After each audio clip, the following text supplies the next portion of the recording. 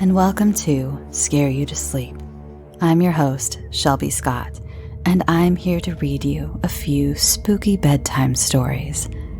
First up this week, I just wanted to let you all know that I was asked to be a guest on the amazing horror movie podcast, Watch If You Dare, and I had so much fun talking with Aaron and Derek about the classic horror movie, The Changeling. It was seriously one of my favorite guest spots I've ever done. That's Watch If You Dare, available wherever you get your podcasts. And the episode is out now, so go check it out.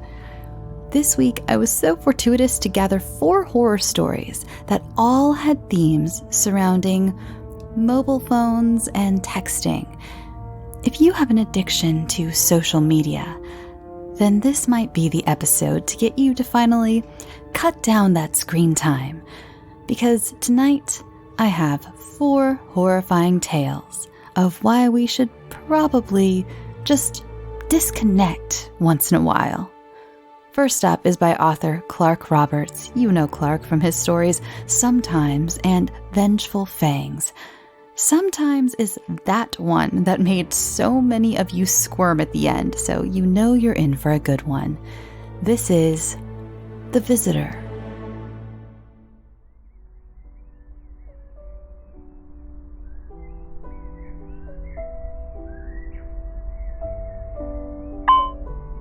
Samantha's phone chimed on an incoming message.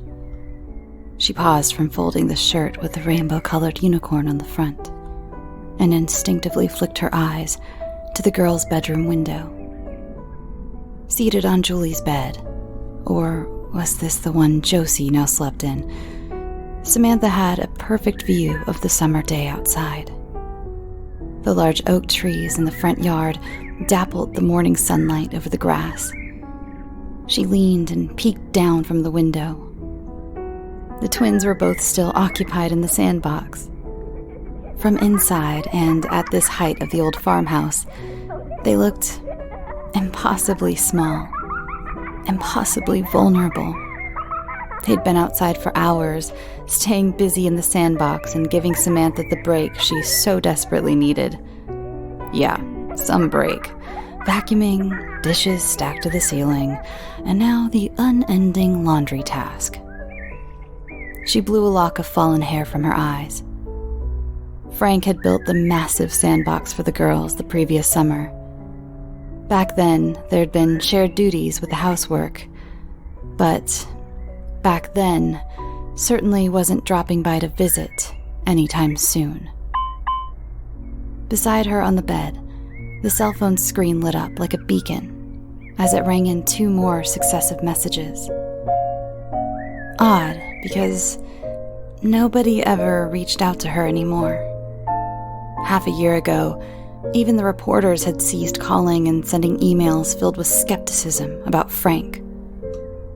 Still, whenever Samantha drove into town, always towing the twins along, she felt eyes tracking what was left of her family as she entered the post office. When she pushed a shopping cart down any aisle, voices hushed and the silences became deafening. Considering all that, these rapid-fire incoming text messages coldly stroked the back of her neck. It was a beautiful summer morning, yet the drafting air of the farmhouse chilled her to the bone. Cripes. It was like the old place had its own breath. She could simply ignore the texts. Most likely it was a prank. Some juvenile pricks had stumbled upon her phone number and were planning to make a day of tormenting her. Or maybe the reporters were back at it after a 6-month hiatus. Samantha glanced, and her heart skipped a beat. The digital display read, "The Visitor." She dropped the unicorn shirt and it fell quickly. The house had never seemed so silent. Not only that, but Samantha had never felt so separated from the twins. She fought back the bubbling impulse to holler a warning out to the girls. She raised a hand to her trembling lips and for the moment only studied those 2 words beaming up at her. There was no picture attached with the visitor, and Samantha's inner eye dead-ended after rifling through her mental Rolodex. She couldn't recall ever saving that particular contact. But in the depths of her mind, the number flashing was unsettlingly familiar. Ding. A 4th message. She picked up the phone and swiped the unlocking code with a thumb. She quickly scrolled through the first 2 messages. How you doing, BFF? Been a minute. Let's catch up. The 3rd message iced her fingertips, but the 4th stood the hairs of her arms on end. You miss Frank? Stop ignoring me, Sammy. The twins look cute, playing in the sandbox. Samantha scanned the outside world. Nothing seemed out of place, but then again, anyone could be hiding in the cornfield across the road. She texted back, "Who is this? Where are you?" The incoming text bubbles floated before popping a return message to her screen. You know who this is, and I'm closer than you'd ever guess. As fast as she could manage, Samantha typed, "Is this some kind of joke?" The response flashed almost immediately. It wasn't a joke when it was Frank's turn, now was it? Samantha, leave us alone or I'll call the cops. The visitor. LMAO, smiley face. Sammy calling the cops after what happened to poor Frankie. I'm coming up the drive now. Let me inside, or I'll go straight to the girls. Samantha clicked off her cell. There was a woman in a summer gown approaching the house. She stepped lightly and smoothly, giving off the appearance of floating towards the front door. Her hands were empty. Had she stuffed her cell phone away in the cotton gown? Unnoticed by the twins, the visitor glided past the sandbox where they dug with their plastic shovels. She disappeared beneath the roof, overhanging the wraparound porch. A second passed. 2, 3. Samantha silently counted them out. She reached lucky 7, and then the gentle rap at the door. No vehicle in the drive, meaning the woman had traveled cross-country on foot from wherever she'd come from. This far out of town? The doorbell rang. "Coming!" Samantha trembled beneath her breath. She padded downstairs, willing herself not to sprint so she could try to think straight. When she opened the door, it caught on the interior chain lock, the one she'd installed after her husband's departure. Had she actually locked the chain after shooing the twins outside for the morning? It made no sense, but then again, anymore, what did make sense? "Hey there, BFF," the young visitor said. The lilt in her voice drew Samantha back to the present. Through the 3-inch gap the chain permitted, Samantha peered past the visitor to where the twins continued playing in the sandbox. She licked her lips, then asked, "Why are you here?" "Why am I here?" the visitor said, as if sampling the question. "Don't tell me you forgot reaching out to me, Sammy." "No, that's not how it happened," Samantha said urgently. "You texted me. I'm sorry, but I don't want you here."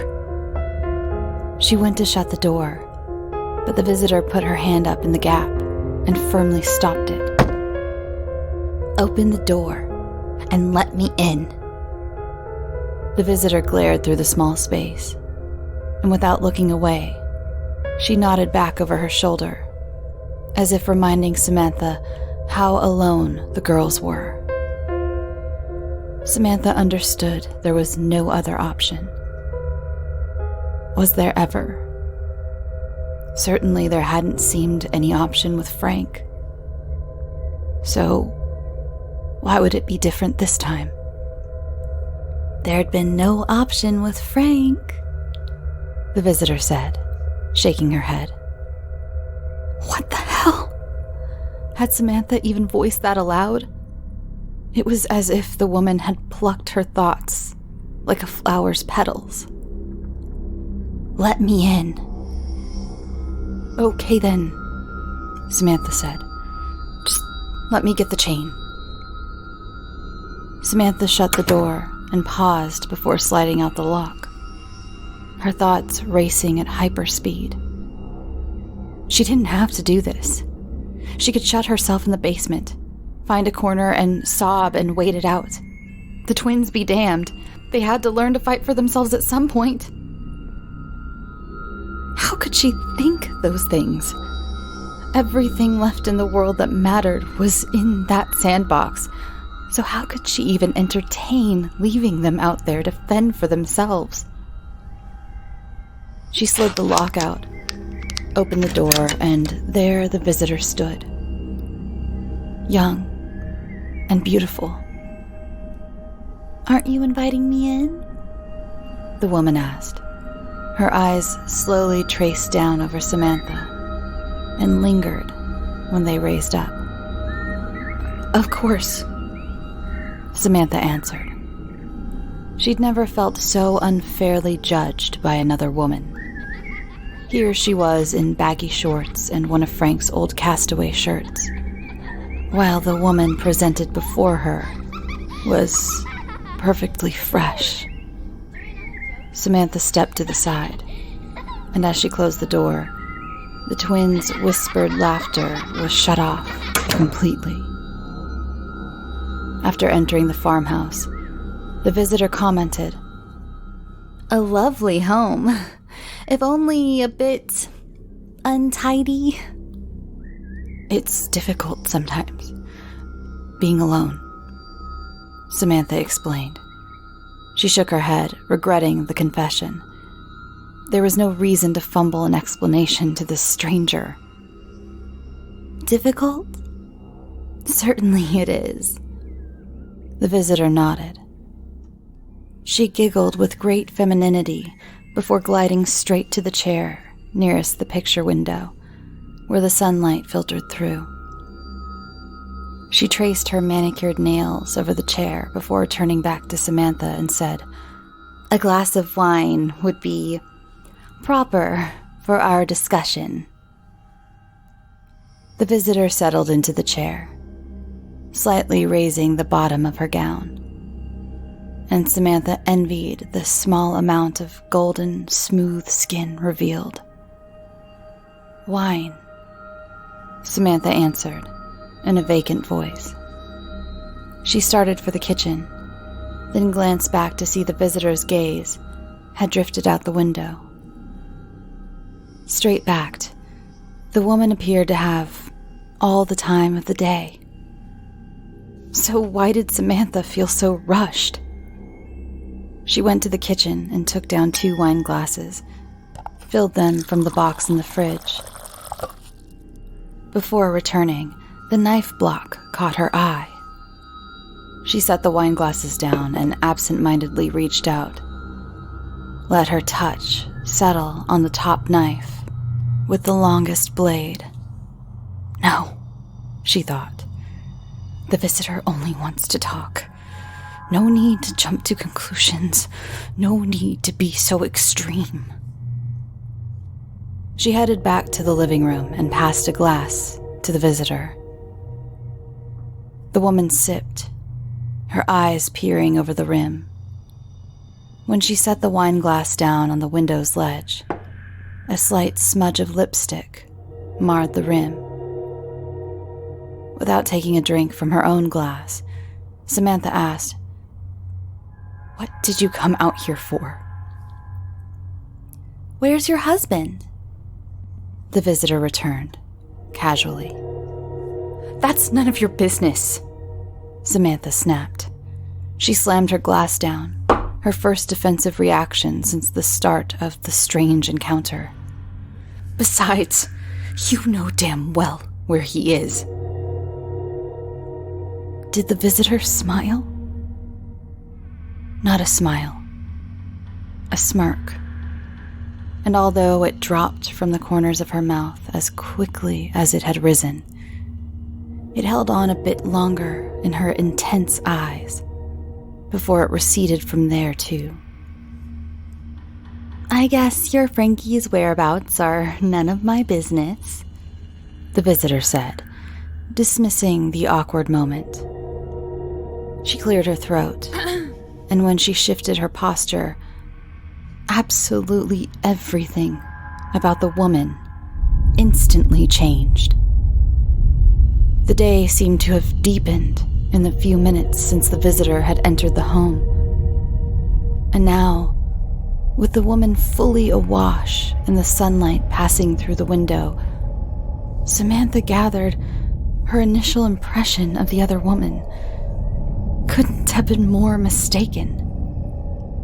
The visitor was not pretty. Maybe wasn't even young at all. She was repulsive. For one, she was not attractively lean and nimble, as her light gait had first led Samantha to believe. She was thin, disgustingly so, with skin so tightly pulled over bones that purplish blue veins spiderwebbed in each direction. Her lips were cracked like a sun-baked riverbed of mud in full drought. Her hair, quite the opposite of full, had been strung out by time's rake. How could Samantha have been so wrong at the outset? The visitor turned her emaciated face in profile, so she once again stared out the window and straight into the sunlight. In an old crone's voice, yet at the same time spoken directly, she said, "I'll be taking the twins with me." Somewhere out there, Samantha heard the girl's high-pitched glee. The visitor repeated, "I'll take the twins, and there's nothing you can do to prevent it at this point. Losing them will hurt you badly." She tapped an arthritically warped hand at her chest before continuing. "Inside here, you'll wish you were dead." "I want you to leave." But there was no conviction behind Samantha's words. "It'll be worse than when I took your Frankie away. Because this time, you'll have nothing left." "Please, stop," Samantha said, the words passing over her lips so quietly. It was as if they belonged to someone else. The visitor completely ignored Samantha's plea. "You'll be alone the rest of your life, Sammy. You'll want to die." "Who are you?" "That's an easy one," the visitor said. She turned back to Samantha, and now there was no doubt of the evil intent in the visitor's grin. "I'm you, and you are me." Their eyes lasered together, boring into the other's thoughts, emotions, and whatever was left of their souls. "I'm you, and you are me. It rang over and over in Samantha's head like a rehearsed lyric. The visitor stood, and Samantha actually heard the crone's joints popping. Without another word, the visitor shuffled from the house and left the front door wide. Samantha sat frozen. I'm you, and you are me. It was the most brutally honest line of poetry she'd ever heard. Outside, the girl's laughter rang sharp, like a scream. Samantha rose, stood at the front window with closed eyes, not wanting to look, for fear of what would or wouldn't be there. And that fear was real. She felt it in every inch of her body, her aching body, all the way into the depth of her aching soul. She leaned, and when her nose pressed into the window pane, she opened her eyes. A sob of relief escaped her. Her right hand lovingly traced down the sun-warmed glass. As she stepped backwards, though, the fright of her life was presented in the window's reflection, as clear as looking into a mirror. She gasped at the completeness of her transformation. No wonder her joints screamed in agony. No wonder the internal pain was so suffocating. This all has to end. Her gaze slipped downward to her left hand, which looked like a claw. To her astonishment, she now held the longest blade from the kitchen's wooden knife block. When had she grabbed that?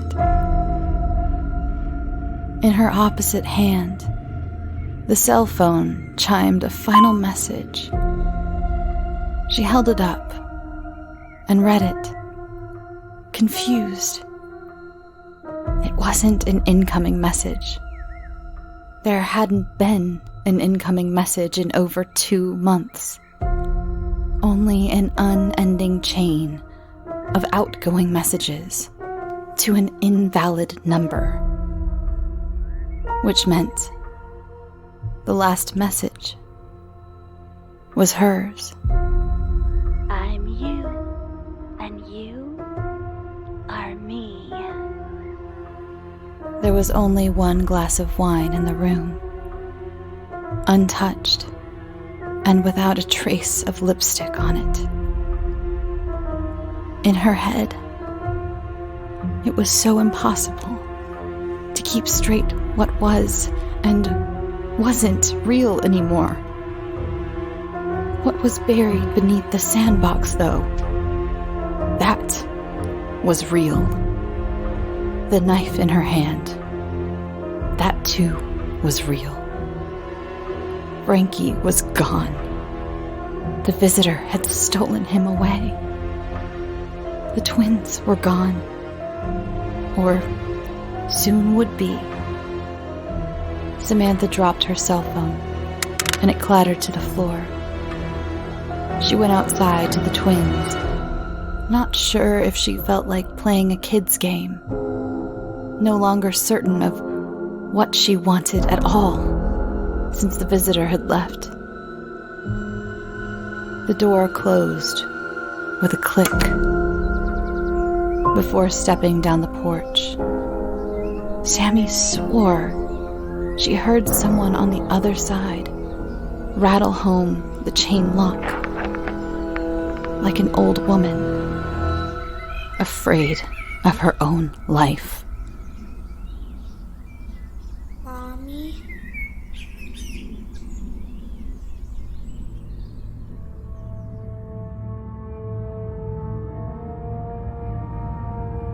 Next up is a short but very sweet tale by Rachel Azuma. This is Swipe Right for fun.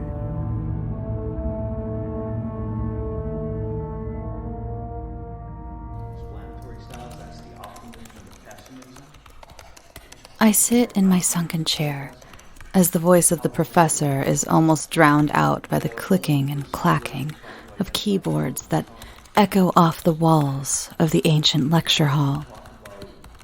Picking at my nails, writing a sentence every now and then. I'm not exactly sure why I took a freshman-level general ed class my senior year. Maybe I wanted an easy class to fall back on? But as I sit here in the back of the room, rage slowly building as two freshman girls whisper in front of me as if no one could hear them, plot twist, we can all hear you. I really just want to slam their heads on the desk. I am now second-guessing, taking introduction to communications. I grab my phone out of my backpack, slowly unzipping the smallest zipper of my bag, the sound breaking the second of silence that encompassed the room while the professor attempted to play a video he found on YouTube. I grab my phone. The sharp corner of the phone catches the spot on my finger I had just made raw from the furious picking I had done while trying to ignore the loud whispering girls. I remember dropping my phone in the bar on Saturday. I did not realize at the time how badly I had broken my phone case. I should probably get a new one. I bring the phone up to my face to unlock it. The soft glow is barely noticeable in the dimly lit room. I check my text messages. One from my roommate. Bitch, you didn't do your dishes. I am just going to ignore this one until later today. Maybe I'll just hit her over the head with the dishes that I did not do. LOL. A text from my mom. She is excited to see me this weekend. I'm excited to see you too, Mom. I add a heart and a kissy face emoji, because I know my drama teacher mother loves those. I see a couple texts from my group project. Definitely going to ignore those ones. I switch from my text to Instagram. I hear the professor crack a joke. The whole class erupts in laughter. I look up, give a half smile so it looks as though I'm paying attention, then drop my head back down to my phone. I mindlessly scroll through Instagram, liking a couple of pictures here and there, and I check my favorite page. They just put up a new post about how to properly skin a deer. I put my phone down for a second, rubbing my eyes, and there's still 30 minutes left in class, and I can hear my mom saying, "I am utterly filled with ennui." As dramatic as any old school actor would say. I pick my phone back up and click on the Tinder app. I'm slightly disappointed in myself. I know Tinder is the app that people get on when they want a casual relationship or a one-time hookup, but everyone is on it. I'm just doing it for fun. The app loads and Tim pops up. Tim is studying engineering, loves dogs, and seems to have some affiliation with one of the frats on campus. Swipe left. Then there's Aaron. He's on the hockey team and does not have time for anything too serious. Swipe left. Finally, as I'm getting bored of this, Jason comes up. His profile is different. It just says, swipe right for fun. He has a couple pictures. He looks cute, has a dog. How could I not swipe right on that? And it's a match. Wow. The internet is so satisfying. I immediately get a message from him. Hey, what's up? Wanting to not sound too desperate, I wait to respond until my class is over.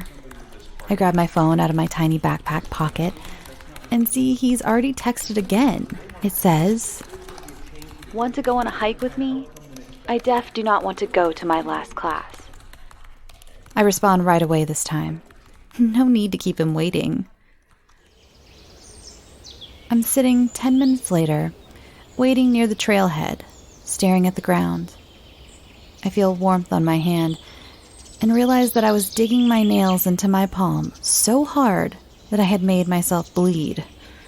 Gosh, I must be nervous, I think to myself as I wipe my hand on my pants.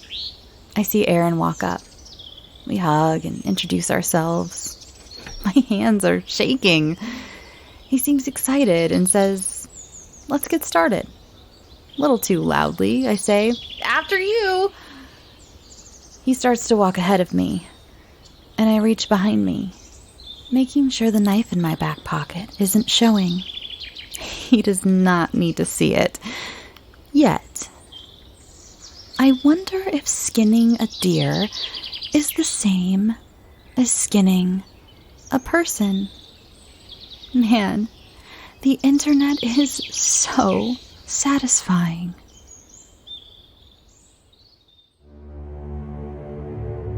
Third this week is another one that could probably serve as a warning about dating apps. Just a note, this one is a little more sexually graphic than I usually have on the show, so please check those trigger warnings. This is by author Mark Wilson, and it's called Dick Pic.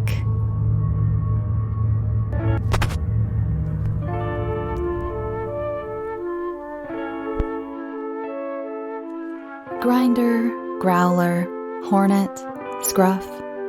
If it was a dating or a hookup app, I downloaded it to my phone and created a profile. Tinder, OkCupid, and even the bottom of the barrel, Plenty of Fish.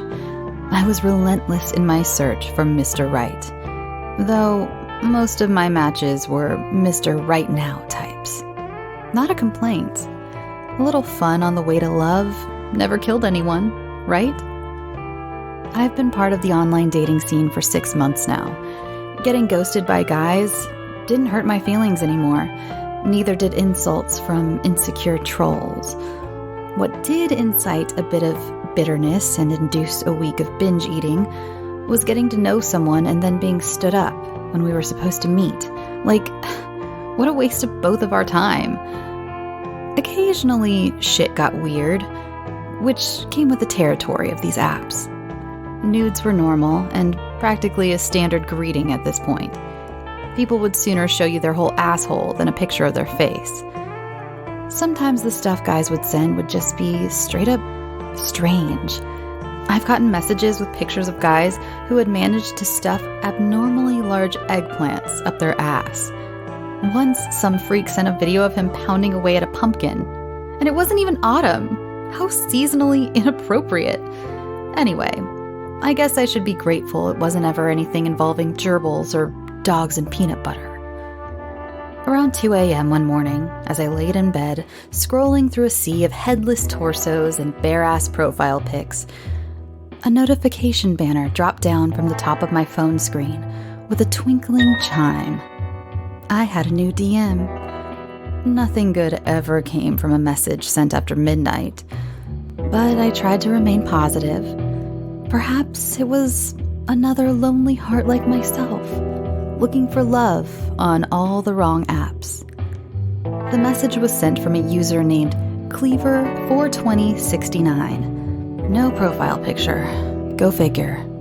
Just the gray silhouette of a person against a black background that came standard with the account when you started the profile. With a handle like that, I was certain that he wasn't going to be my Prince Charming. The best case scenario here was that we traded nudes and had a short conversation that went nowhere. Cleaver42069's message read simply, Cut or uncut? Personal or preference? I responded. Of all the random questions guys asked me, this was a first. Preference, He replied immediately. Cut. I told him. To me, an uncircumcised cock looks like a sea cucumber. A minute passed before a video arrived. My prayers for porn had been answered. Hallelujah. I wouldn't have to do the work to find something to jack off to before bed. Or so I thought. Until I pressed play. The POV was of a smooth and skinny twinkish type in what looked like his early to mid-20s. He was blindfolded and bound to the bed. Something about the way his face looked like it was about to slide off his head told me he was in the euphoric grasps of some drug or another. Still, he was pretty cute for a ginger. And yes, the carpet did match the drapes. Twinkie had a pretty large sea cucumber despite it being flaccid. Did Cleaver 42069 ask me my preference just to give me the opposite? Despite being duped and the unnerving feeling I had from the video, I watched on. The cameraman, who I assumed was Cleaver 42069 himself, set the camera down at an angle. The twink was still in view from head to crotch, but now the cameraman's arms were in the shot as well. One meaty hand grabbed the sea cucumber while the other disappeared from view for a moment. When it reappeared, the hand was holding on to a medium-sized meat cleaver. A knot twisted itself out of my gut when I realized what he had in his hand. It was as if my body knew what was going to happen before my brain could fully piece it together.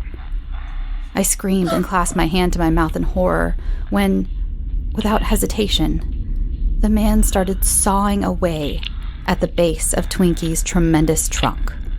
He was so out of it on drugs that he didn't cry out in pain. He just groaned, weakly, unable to take my eyes away from the gore on the screen. I watched on, flinching when blood splashed the camera like it was going to get on me or something. As the meat cleaver made its way through the flesh, blood started to squirt everywhere, reminding me of a malfunctioning lawn sprinkler alternating between small and large spurts. I couldn't help but reach down to my own crotch and hold it with my hand. Sympathetic pain radiated from my groin and up into my stomach. When it was finally severed free from the body, the video cut abruptly to a bird's eye view of an empty dinner plate on a TV tray. Seconds passed before I realized what was going to happen. I went to close out the video, but it was too late. I saw the twink's fried and charred man meat land on the plate. Mortified, I managed to close out before seeing anything else. I blocked Cleaver 42069 as quickly as my trembling fingers would allow, closed the app, and threw my phone away from me in disgust. What the actual fuck? It couldn't have just been a regular dick pic? The video was fake. Or at least, that's what I kept telling myself. It had to be fake. A staged snuff video from some deranged guy who got his rocks off by scaring strangers on the internet. My phone chimed from the floor across the room where it had landed. The sound sent a shiver down my spine. I blocked Cleaver 42069, so it couldn't be him. I sighed, got up, and padded across the carpet to pick up my phone. A text from a number that wasn't in my contacts.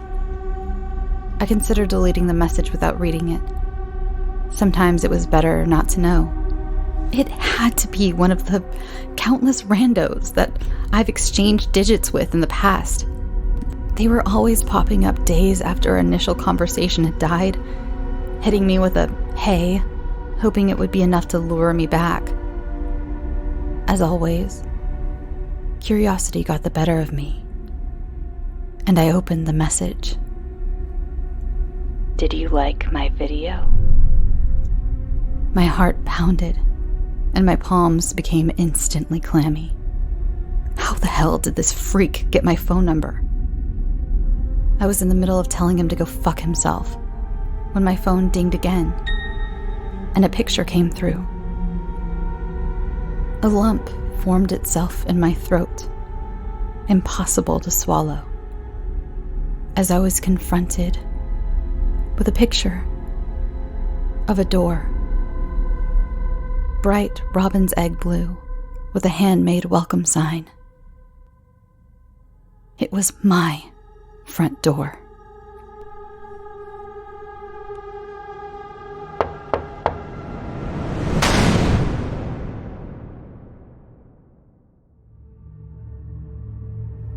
And last, but certainly not least for the evening, I have for you an oddly soothing, if not incredibly scary, correspondence by an author who wished to remain anonymous. Is this them actually confessing to something? We'll never know. This is The Murder of Gianna Gray.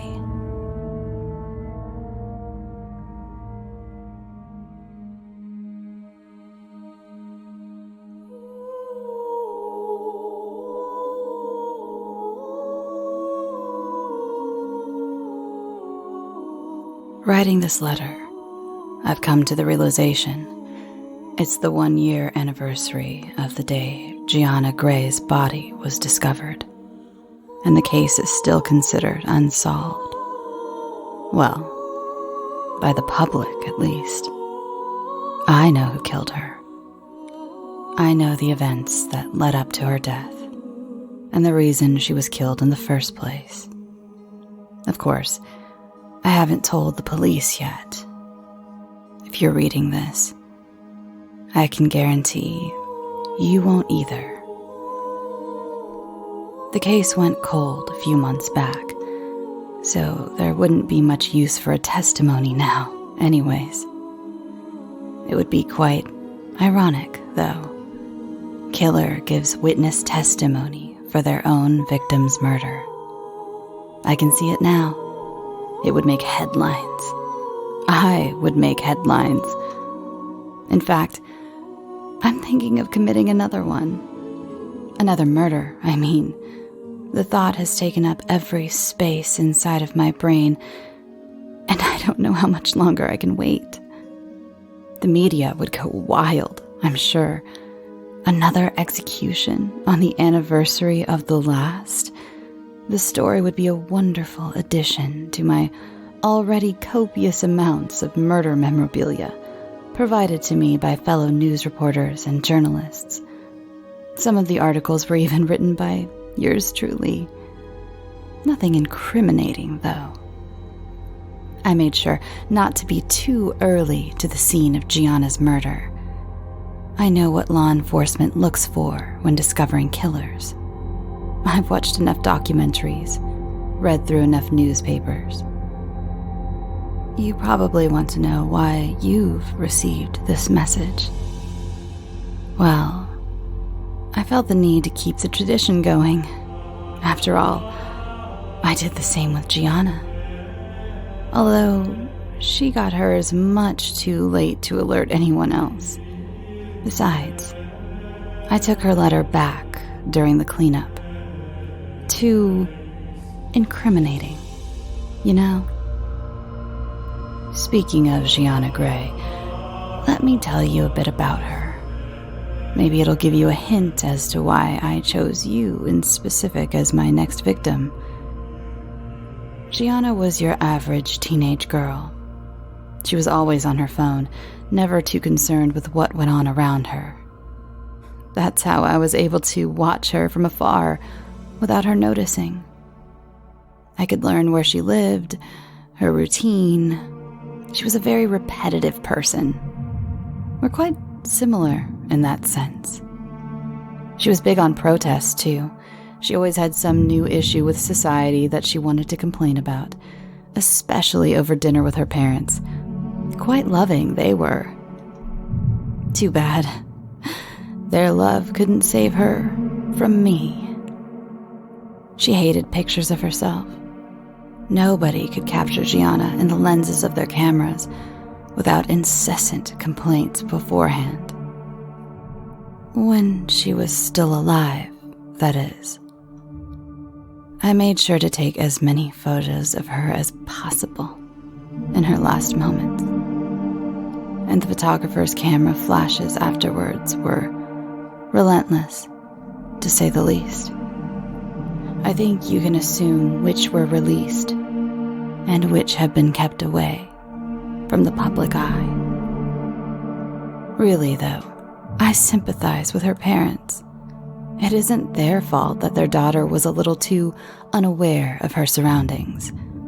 You know, she would likely still be here today if she took her eyes off the screen every once in a while. One might even go so far as to say it was her fault she lost her life. I never mentioned that in any of my articles, though. I've never mentioned any of this in any of my articles. God, imagine the backlash. But in all honesty, you should feel special. It's not every day one gets sent the confession to a murder right before they meet their own demise to the hands of the sender. If only I could leave these letters for the media. Oh, the names they'd call me. The last words killer, the murderous messenger, the messenger who shoots. Not that I actually use weapons that shoot. I prefer to get up close and personal. But I am a fan of the play on words. Even so, these letters are much too incriminating to be left for anyone but my victims, because I'd rather not be caught before my big debut. We'll just have to keep this our little secret. You can do that, right? Anyway, back to Gianna. I almost forgot about her.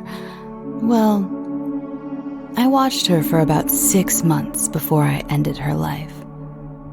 The first time was actually after a Halloween party she'd been invited to. I remember seeing her exit the house, and I just knew she was the one. She didn't drive home, nor did she enter a car with a friend. She just walked, as if she was begging me to follow behind. And that I did. It became my routine, figuring out hers. Every day when I had time off from work, I would just watch her. Of course, I became acquaintances with her parents after a while. It made things so much easier, and they still don't suspect a thing. The poor, naive little dears. For all she knew, I was simply a family friend. Funny how she believed that, right up to the very end.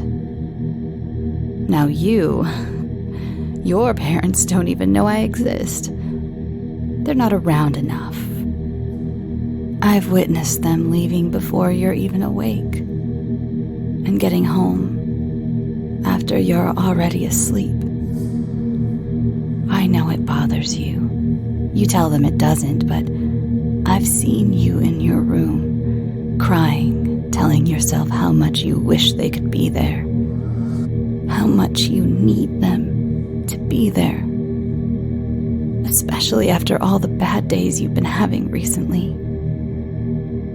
Kids can be so cruel, can't they? I wish you could have known. I was there. I was with you through it all. At least you'll have me holding your hand in your final hours. But alas, I know you've probably tried dialing 911 by now. Let me guess. Your phone's dead?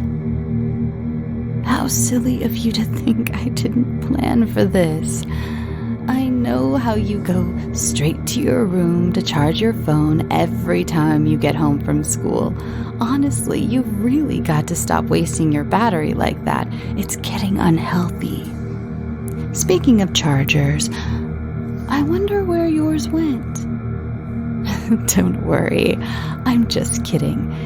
It's safe and will be returned within due time. For now, I just want to have some fun with you. Uninterrupted, of course. I'll bring this letter to a close, then. I won't tell you how I killed Gianna, because I don't see the point, when you've always been more of a visual learner, anyway. As for why I killed her, and why I'll kill you, Well, it seems that 6 months is when I tend to lose my patience. And guess what? Writing this letter, I've come to a realization. It's the 6th-month anniversary of the day we first met.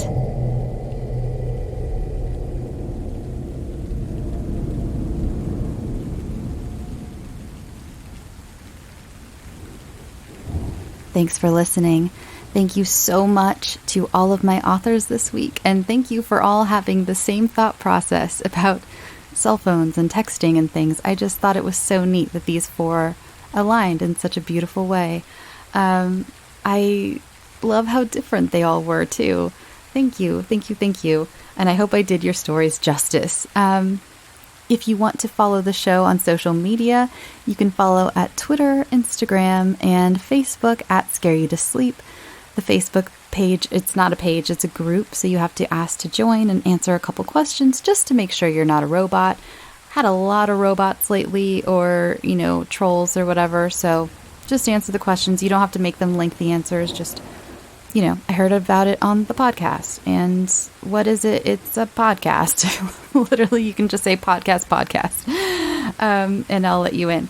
But, let's see. Did I do much baking this week? No. Did I? Oh, I did. I made a coconut cake for New Year's. It was the best thing it was one of my favorite things I've ever made. It was incredible. I posted about it in Scare You to Eat, the other Facebook group that is the offset of Scare You to Sleep, where we all talk about food. Such a good coconut cake. Holy shit. If you want the recipe, let me know. It's not my own, but I did adapt a few things. I changed a couple things in the recipe, as I usually do. I think a lot of bakers and cooks do that. You look at a recipe and it's kind of your jumping off point, and then you do different stuff. Let's see, what else can we say? I know some of you love it when I ramble at the end of the week. I just don't have much to say this week. I'm so sorry. Next week, I will be coming out with a special episode. Well, special-ish. It's just going to be something that I wrote, and that feels very weird to say that it's special just because I wrote it. But I'm coming out with an episode. I'm really excited because the show's going to get a pretty good push thanks to Acast, my host site, the week after that, and I'm very excited. So hopefully we will have lots of new listeners, a lot of new fresh blood to the coven, and I'm excited about that. Yeah. And then remember, please share this, tell people about the show, spread the word. I can always use new people. New listeners. It's been a weird transition since I went from Spotify to multi-platform. It's just been a lot of road bumps, a lot of road bumps. So, I'd appreciate if you could tell people that I'm back everywhere, and let me know if you're having issues finding the show or having something, if you're having trouble getting the new episodes, let me know. I'll try to fix it. I'll do what I can. Like I said, road bumps galore. So I hope you have a great night. I hope you have a great weekend. I'm very excited for the future. I hope you all are too. I hope you all had a great new year. So go get some sleep. Sweet dreams.